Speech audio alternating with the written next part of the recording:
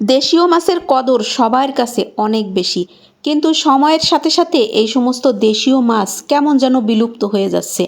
আগের মতো করে আমরা আর পাই না এইসব মাছ। হ্যালো সবাই রে, আবারও চলে আসলাম রেসিপি ভিডিও নিয়ে। আজকে বানাবো বাইলা মাছের পাতলা ঝোল। ওই যে বাইলা মাছ, বেলে মাছ এক একজন এক এক নামে ডাকে। তোমরা সবাই কে কী নামে ডাকো অবশ্যই কমেন্ট বক্সে জানাইও। তো এই দেখো, বেলে মাছ প্রথমে ধুয়ে টুয়ে পরিষ্কার করে নিয়ে আইছি। আর এবার আমি এর মধ্যে হচ্ছে হলুদ, লবণ, শুকনো মরিচের গুঁড়া আর অল্প একটুখানি সরিষার তেল দিয়ে ভালো করে মাখায় নেব।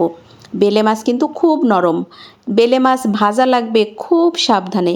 একটু বেশি নাড়াচাড়া করার সাথে সাথেই কিন্তু ভেঙে গুঁড়ো গুঁড়ো হয়ে যাবে। আর তাছাড়া এই বেলে মাছ যদি না ভেজে রান্না করো তাহলে তো একেবারেই গলে যাবে। এই জন্য বেলে মাছ রান্না করার আগে একটুখানি ভাইজে নেওয়াই ভালো। তো এই দেখো, তেল দিয়ে দিলাম। তো তেলটা গরম হওয়ার পরে এই যে আস্তে করে বেলে মাছগুলো দিয়ে দিলাম।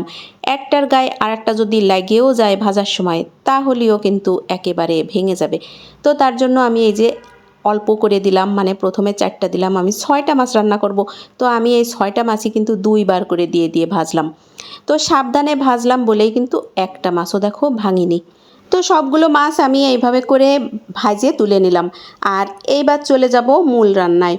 তো প্রথমে আমি হচ্ছে গিয়ে তেলের উপর দেব জিরা আর তেজপাতা। তো একটা তেজপাতা আর 1 চামচের মতো জিরা দিয়ে দিলাম। আর এইবার দিয়ে দেব 1 কাপের মতো পেঁয়াজ বাটা। পেঁয়াজ বাটা দেওয়ার পরে দেব হচ্ছে 1 চা চামচ জিরা বাটা, 1.5 চা চামচ দেব শুকনো মরিচ বাটা, 1 চা চামচ দেব হলুদের গুঁড়ো, 1 চা চামচ দেব লবণ। এবার মশলাটারে ভালো করে কষাই নেব। মোটামুটি মশলার কাঁচা গন্ধ চলে যাওয়া পর্যন্ত আমি ভালো করে মশলাটারে এই যে কষাই নিলাম। বেলে মাছ অনেকে অনেক রকমভাবেই রান্না করে, আমিও বিভিন্ন রকমভাবে রান্না করি।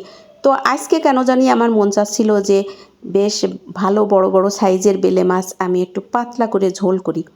তো তার জন্যই আমি এইভাবে রান্নাটা করছিলাম, কিন্তু খেতে ভীষণ ভীষণ মজা হয়েছিল।